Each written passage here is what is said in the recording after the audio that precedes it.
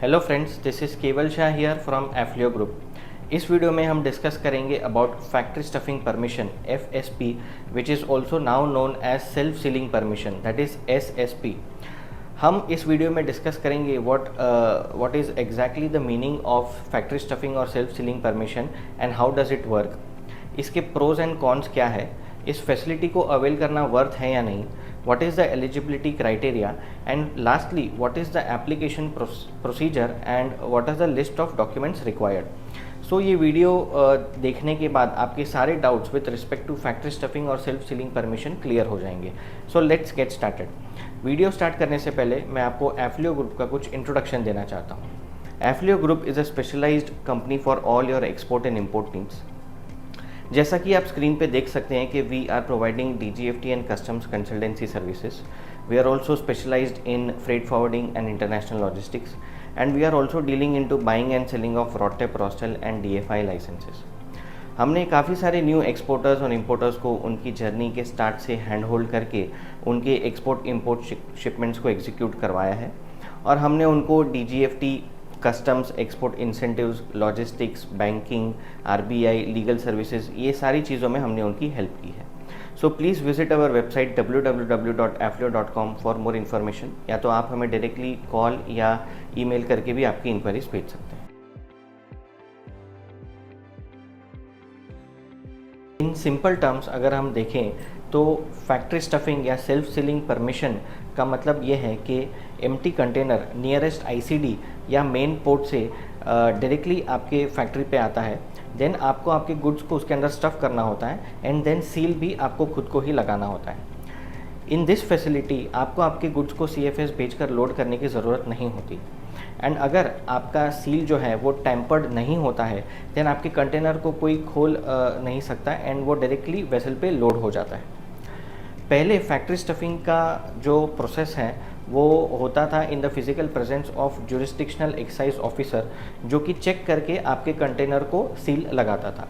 But from 2018 ये physical presence of jurisdictional excise officer के process को डिसकंटिन्यू कर दिया है, एंड नाउ एक्सपोर्टर्स को खुद ही एक इलेक्ट्रॉनिक सील लगाना होता है अपने कंटेनर्स के ऊपर। That is why this new process is now called self sealing permission.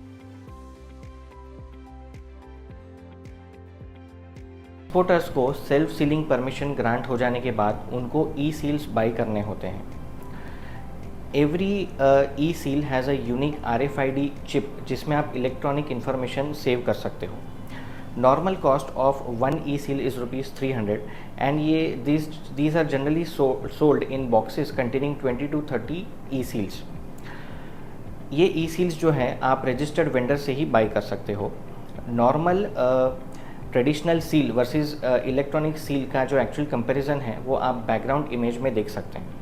सो आपका कंटेनर स्टफ़ हो जाने के बाद आपको E-सील लगाना होता है, एंड ड्यूरिंग दिस प्रोसेस आपको ऑनलाइन जो E-सील वेंडर के वेब एप्लीकेशन या मॉड्यूल में जाके शिपमेंट की सारी डिटेल्स फिल करनी होती है, such as IEC code, shipping bill number and date, e seal number, date of sealing, time of sealing, destination custom station for export, container number and truck number, ये सारी details आपको fill करनी होती है।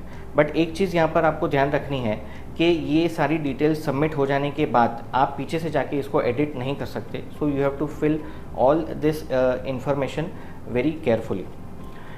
E-सील जो है आप जैसे ही आपका कंटेनर फिर पोर्ट पर पहुंचता है तो कस्टम ऑफिसर अपने डिवाइस से E-सील को चेक करता है, एंड अगर उसके डिवाइस में ये मैसेज डिस्प्ले होता है कि नॉट टेम्पर्ड, देन आपके आगे की custom formalities without any issue smoothly हो जाते हैं।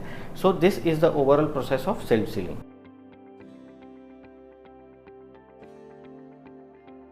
Now we will discuss some of the major pros and cons of factory stuffing self-sealing permission. So pros. So first advantage of self-sealing permission is there is no multiple handling.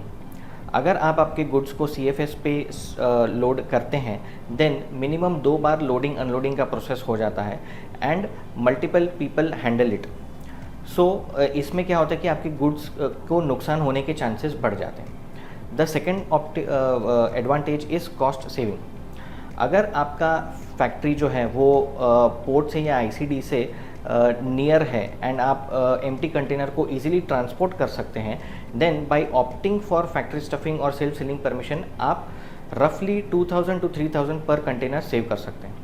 The third important advantage is optimization of container space.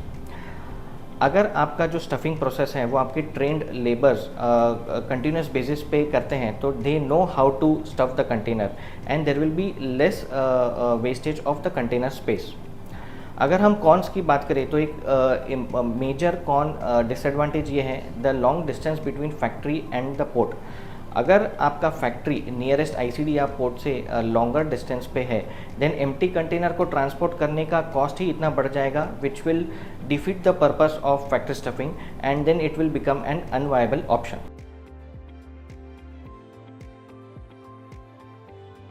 All the exporters जो GST returns भरते हैं can apply for self sealing permission. Self sealing permission की initial validity होती है 5 years for manufacture exporters and 1 year for merchant exporters, जिसके बाद उनको फिर से अप्लाई करके इस वैलिडिटी पीरियड को एक्सटेंड कराना होता है। इनिशियली फैक्ट्री स्टफिंग परमिशन का एप्लीकेशन होता था जुरिस्डिक्शनल एक्साइज या जीएसटी ऑफिस में, लेकिन as per the new rules अब जहां एक्सपोर्टर को जो फैक्ट्री या वेयरहाउस में फैक्ट्री स्टफिंग परमिशन लेना है उसके जुरिस्डिक्शनल प्रिवेंटिव कस्टम्स ऑफिस में फिजिकली एप्लीकेशन करना होता है। सो फिजिकली एप्लीकेशन जमा करने के बाद जो कंसर्न्ड कस्टम्स ऑफिसर हैं वो फैक्ट्री पे विजिट करते हैं एंड वो ये देखते हैं कि if there is sufficient space in the factory to carry out the factory stuffing process. So then, based on the factory visit report and NOC received from the jurisdictional GST office, Principal Commissioner of the Preventive Customs issue करते हैं एक self sealing permission. ये self sealing permission preventive office से issue हो जाने के बाद exporters को उसको रेस्पेक्टिव पोर्ट्स पे भी रजिस्टर कराना होता है जहाँ पर उनका day to day export business carry out होता है। So in the next section we will discuss what are the documents required for the application.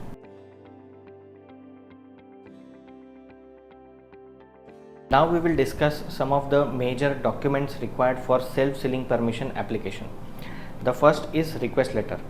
Second is Annexure C, in which you have to give details of all the authorized person who will handle the self-sealing process, along with their Aadhaar card, biodata, specimen, signature verified by the bank. Then you have to give common KYC documents like IEC, PAN, GST, MSME, etc. Copies of GSTR 1 and GSTR 3B of last year, site map with colored photographs, ownership agreement, lease deed of factory premises or warehouse for which the factory stuffing permission is sought, description of export goods, etc.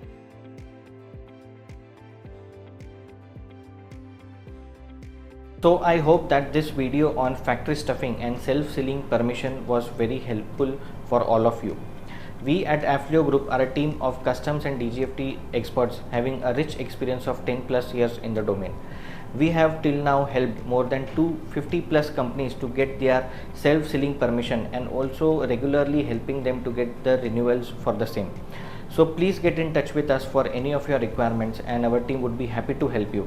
अगर आपको कोई भी doubts हो regarding this video तो please comment section में लिखिए and अगर आपको ये वीडियो अच्छा लगा हो तो please share this video and subscribe to our channel for regular updates. Thanks for watching.